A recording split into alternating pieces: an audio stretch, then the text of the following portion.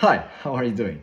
I'm Andrzej Nedoma, your business coach and business advisor, and I'm happy to welcome you on yet another episode in February when we discuss scaling and growing your business.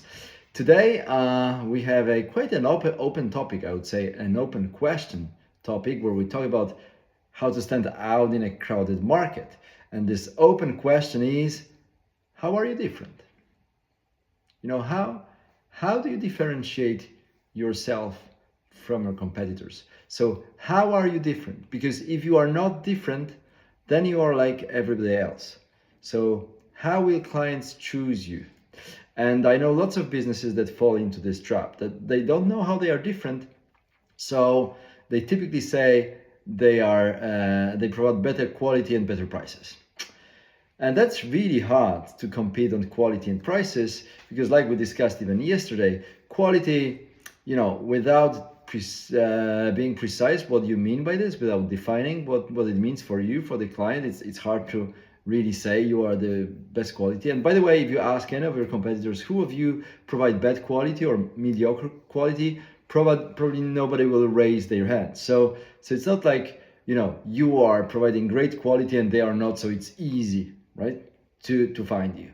It's not so evident. So I would rather avoid saying that your differentiator is your quality. And then price. Well, are you really like offering the best prices? Is this what you want? Yesterday we discussed how pricing affects your growth strategies and growth capabilities. Well, low prices might mean for you also low margins. So probably you don't want that. And by the way, are you sure that you provide the lowest price? This is like the Ryanair flight company in Europe. They really say like they are the cheapest.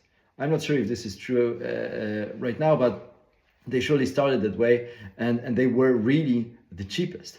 And you could travel for a couple of bucks for a ticket. So this was amazing. But are you the cheapest? Do you really want to be the cheapest? Well, price shouldn't be your differentiator. If that is, it might be very difficult if really your strategy isn't like everything is aligned and prepared for you to offer everything at the cheapest price.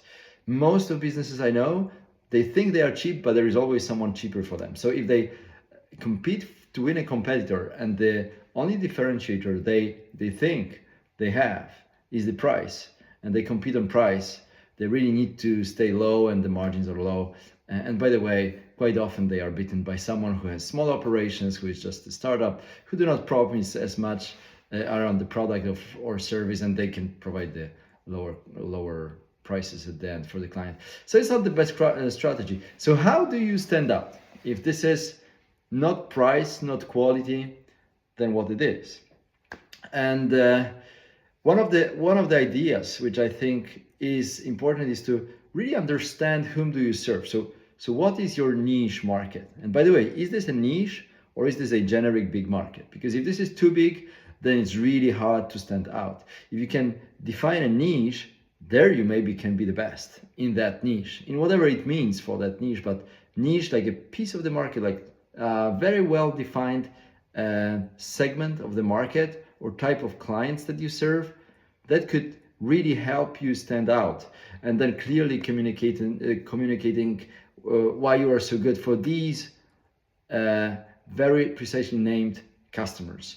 Why are you so good for them? And by the way, if you name them in a very specific way, you know who they are, and this is pretty small group, it will be also easy for you to probably find them and communicate to them. You have to be, however, careful so that your market isn't too small, right? We're discussing it for so many years, with our investors when I was leading XTRF management system. So the system that was helping manage and automate projects within translation market or translation localization companies and localization departments. And we were saying, isn't it too small of a market if we say this is a translation market? Maybe we should think bigger, like multilingual documentation market, which is already something more sophisticated. Maybe multilingual communication, not documentation, but communication market. And it can go beyond just the written documents. So we are trying to expand our niche so that it is not too small, but having it too wide can be a dangerous thing as well. It's hard to differentiate when the market is too big. Maybe your product is somehow specific.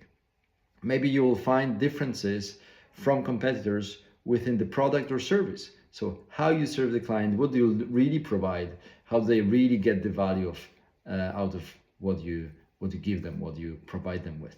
This could be really interesting.